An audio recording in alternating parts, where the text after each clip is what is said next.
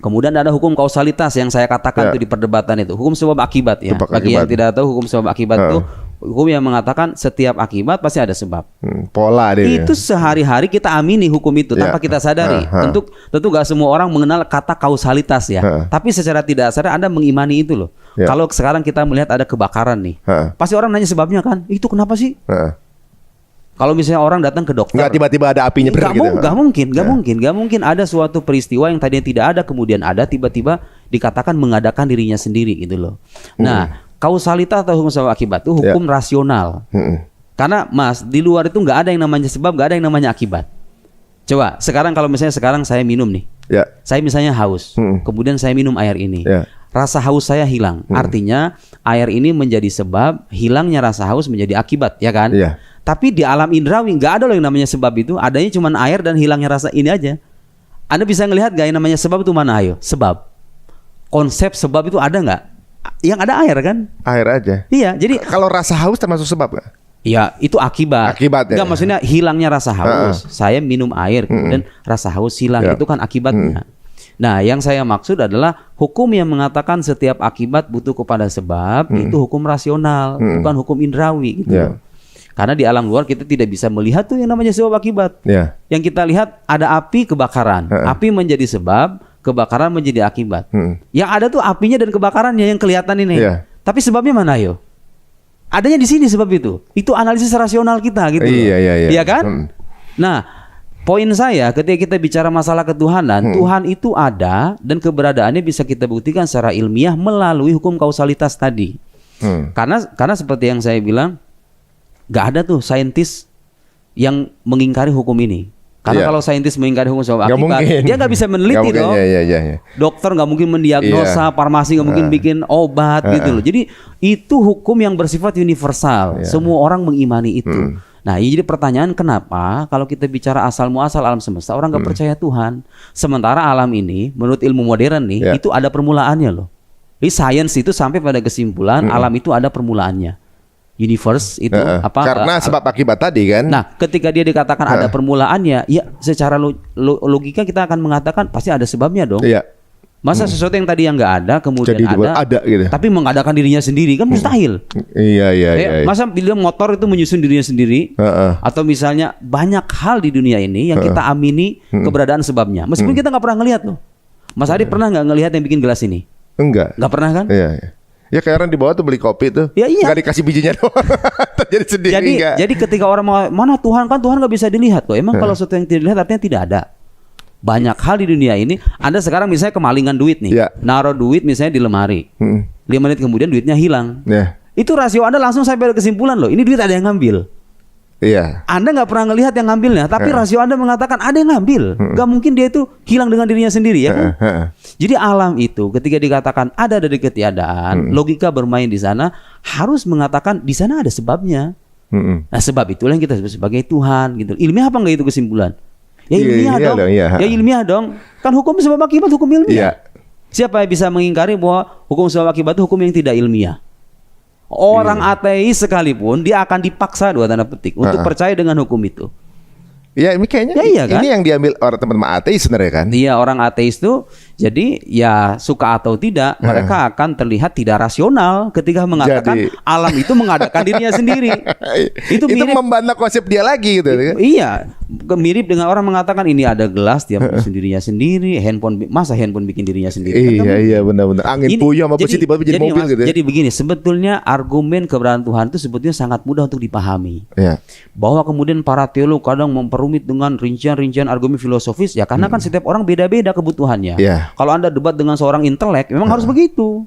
Ada premisnya ini dijelaskan, kemudian konklusinya apa, premis minor, premis mayor, konklusi. Dengan orang awam kita bisa bicara kayak tadi tuh. Bapak kalau misalnya ngelihat ada makanan apa iya? Makanan tuh menyusun dan memasak dirinya sendiri. Ya ada yang buat dong. Bapak nggak pernah ngelihat loh pembuat makanan itu. Tapi Bapak percaya kan? Jadi saya ingin mengatakan kepercayaan kita kepada Tuhan itu sangat rasional. sangat ilmiah. Justru malah ilmiah ya. Justru tidak ilmiah ketika Anda mengatakan alam itu ada sekonyong-konyong, tidak ada sebab, iya kan? Justru nggak ilmiah. Justru malah kembali ke konsep mereka yang bilang semuanya ada yang menyebabkan. Jadi itu kan justrunya. Jadi mestinya orang yang punya pikiran itu justru harusnya percaya Tuhan dong mestinya. Iya, kalau orang itu konsisten dengan nalar sehatnya, percaya gini aja. Anda percaya nggak ada sebab akibat gitu aja. Kalau Anda percaya, jelaskan kepada saya apa sebab di balik alam semesta ini. Ayo. Keren sih, angle antum tuh keren banget. Dan nggak mungkin gini loh, nggak mungkin misalnya orang dikatakan, oh oke, saya percaya sebab akibat. Tapi yang menjadi sebabnya itu adalah alam itu sendiri. Loh, kok bisa Anda mengatakan? Lihat Mas, A dan B. A dikatakan menciptakan B, tapi B juga A diciptakan oleh B, B diciptakan oleh A. Logik nggak itu? Iya. Itu namanya vicious circle. Itu lingkaran setan. Daur bahasa Arabnya. Itu mustahil gitu loh.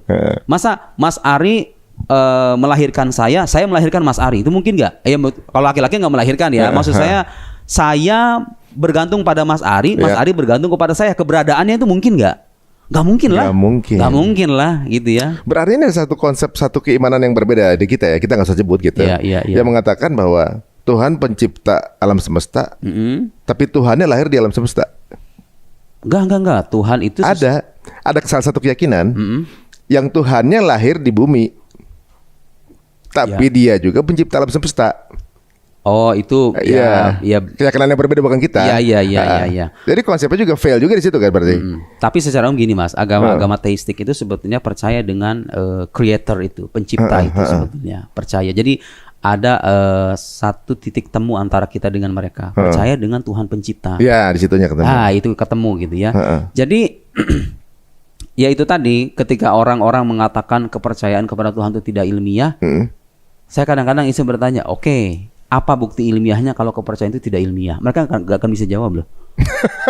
Lah iya kan? Iya. Karena gini nih, ilmiah versi mereka itu kan kadang-kadang dipersempit pada pengetahuan empiris, pengetahuan indrawi ya. Oke, sekarang saya mau nanya, ketika mengatakan Tuhan tidak ada secara ilmiah dan ilmiah versi mereka itu ilmiah dalam arti indrawi. Saya mau nanya sekarang, atau misalnya mereka sering mengatakan begini, menurut sains Tuhan itu tidak ada. Pernah nggak ada orang ngomong begitu? Ada orang mengatakan begitu. Menurut penelitian sains Tuhan itu tidak ada. Jadi bagi mereka sains itu menafikan keberadaan Tuhan. Ada kan? Itu jargonnya sebagian orang-orang ateis begitu kan? Ya sekarang kita itu berada dalam kemajuan teknologi, sains punya bukti-bukti yang real, punya kontribusi yang nyata. Tapi bagi sains Tuhan itu tidak ada. Mari kita analisis ungkapan ini. Menurut sains Tuhan tidak ada. Saya mau nanya sekarang, objek kajian sains itu apa sih? Alam fisik kan? Jadi sains itu mengkaji fenomena alam semesta yang terindra ini. Ya kan, sains itu objek kajiannya. Dia nggak punya urusan dengan sesuatu yang tidak terindra, yang non indrawi. Gak punya urusan sains itu. Dia mengkaji gejala dan fenomena alam semesta ini yang terlihat, yang bersifat empiris gitu ya. Saya mau nanya sekarang, Tuhan itu bersifat indrawi atau tidak? Kan tidak. Lo kok bisa Anda menggeret sesuatu yang bidang kajiannya itu bersifat indrawi untuk menafikan sesuatu yang lain yang tidak bersifat indrawi gitu loh. Kan gak nyambung. Kayak gini Mas, bisa nggak gramatika bahasa Inggris mengoreksi gramatika bahasa Arab? Bisa nggak? Iya, ini apa namanya? Kenapa? Itu bukan ranahnya kan? Bukan ranahnya kan? Jadi bukan ranah sains untuk mengatakan Tuhan tidak ada. Jadi untuk mengatakan Tuhan ada atau tidak itu kita perlu membuktikan secara rasional melalui hukum metafisika. Namanya kausalitas tadi itu. Kenapa? Karena wujud Tuhan sendiri bersifat metafisik, artinya non indrawi itu nggak kelihatan. Jadi kalau Anda pengen tahu Tuhan ada atau enggak, solusinya bukan pergi ke laboratorium. Tapi apa? Menggunakan akal sehat Anda. Mungkin nggak sih alam semesta ini ada dengan dirinya sendiri? Coba aja gitu. Tiba-tiba nyiptain diri sendiri gitu. Kan nggak mungkin kan? Kan nggak mungkin kan? Jadi Tuhan itu sudah membekali kita dengan akal sehat. Dengan akal sehat ini sebetulnya kalau kita jujur dengan akal sehat kita sendiri, kita tuh bisa kok sampai pada kesimpulan Tuhan itu ada. Kita nggak pernah ngelihat. Ya memang Tuhan tidak bisa dilihat. Kalau Tuhan dilihat terbatas dong jadi. Justru indera kita ini jadi kan tidak agung lagi. Kalau sudah terlihat namanya bukan Tuhan gitu loh. Bener. Kalau bisa dilihat bisa dibikin AI-nya kan? Iya. Bisa di-create sama manusia bukan gitu. Tuhan lagi namanya bukan kalau Tuhan begitu kan. Jadi Tuhan itu harus bersifat harus berbeda dengan ciptaannya. Ya logik juga. Gak nyampe kitanya. Iya. Dan sesuatu yang tidak bisa kita ketahui. Kita tidak mengetahui hakikat Tuhan. Betul. Tapi kita bisa mengenal sifat-sifatnya. Akal kita bisa memastikan keberadaannya. kemudian kita bisa mengenal sifat-sifatnya melalui wahyu yang terpercaya. Nah,